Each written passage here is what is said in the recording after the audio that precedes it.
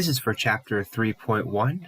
This is Micro Lecture 1, Using and Expressing Measurements, Scientific Notation. In this lecture, we will define scientific notation, which is where we're going to break a number down into two separate parts. First is the coefficient, and then it's going to be multiplied by 10 raised to a certain power. We'll see some examples of this in today's lecture. Be able to express numbers in scientific notation. Scientific notation is generally used for very big numbers. In chemistry, we are going to be using scientific notation to express the number of atoms or molecules in a chemical reaction. This is a big number, and we're going to have to use scientific notation to understand it. We can also use scientific notation to make larger conclusions about larger things.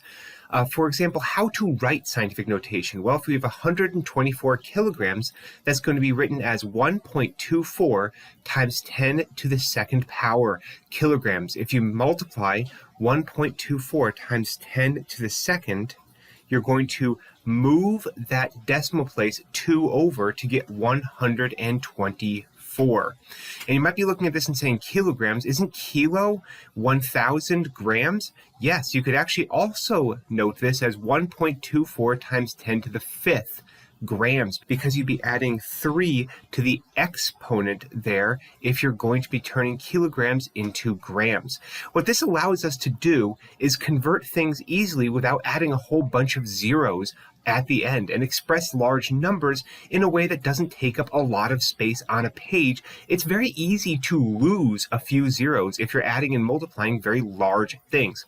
Another example would be the volume of the Earth being 1.086781293 times 10 to the 12th kilometers. Now, if you want to, on your notes, move the decimal place 12 over, and you're going to get how many cubic kilometers this would be. As you're going to see, it looks very awkward when you're writing this out on a paper. This also allows us to express very small numbers. Something that is perhaps thousandths of a gram can be written in scientific notation in the same amount of space as something that is millions of grams.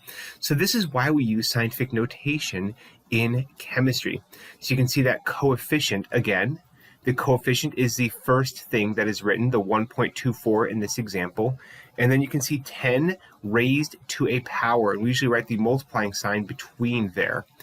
All right, so that is scientific notation, how it's written. Now let's look at scientific notation when you're going to be adding two things. So first off, and very importantly, make sure that what you are adding, subtracting, multiplying, or dividing is in the same units. So first off, if you're multiplying kilograms by grams, convert both of them to kilograms or convert both of them to grams before you do anything else. If you do not do this, then you're going to be a couple of orders of magnitude off in your answer, even if you do the math correctly. You can only add or subtract two numbers that are in the same power of 10. You can't add kilograms to grams. You have to add kilograms to kilograms or grams to grams. When you are multiplying these things, multiply the coefficients. Remember, the coefficient is that first thing that's written there. The 1.24 is the coefficient. So if something is 5 times 10 to the third multiplied by 2 times 10 to the second, you're going to multiply the 5 and the 2. You multiply the coefficients, and then you're going to add the exponent. So 10 to the third and 10 to the second, that's 3 plus 2. It's going to be 10 to the fifth.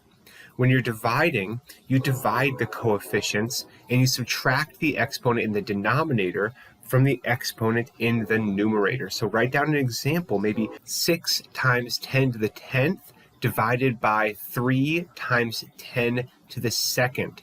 6 times 10 to the 10th divided by 3 times 10 to the second. You're going to have 6 divided by 3, which is 2, and then 10 minus 2, which is going to be 8. And your answer is going to be 2 times 10 to the 8th there. So that is how we work with exponents when dividing or multiplying. A little complicated. We're going to review this in class a little bit. So first off, what does a negative exponent mean? That means it's going to be in the denominator. So you're going to have to put that in the denominator. So that's going to be a fraction. How do exponents and metric units relate? Remember, moving the metric units around a bit. Kilogram is grams times 10 to the third. How does metric measurement make scientific notation easier? Well, conversions between different units are going to just involve powers of 10, which if you're going to have something multiplied to a power of 10, you're just going to shift that around a little bit. Converting pounds to ounces is going to involve multiplying or dividing by 16, but multiplying and dividing by 10 makes things very easy when it's written in scientific notation.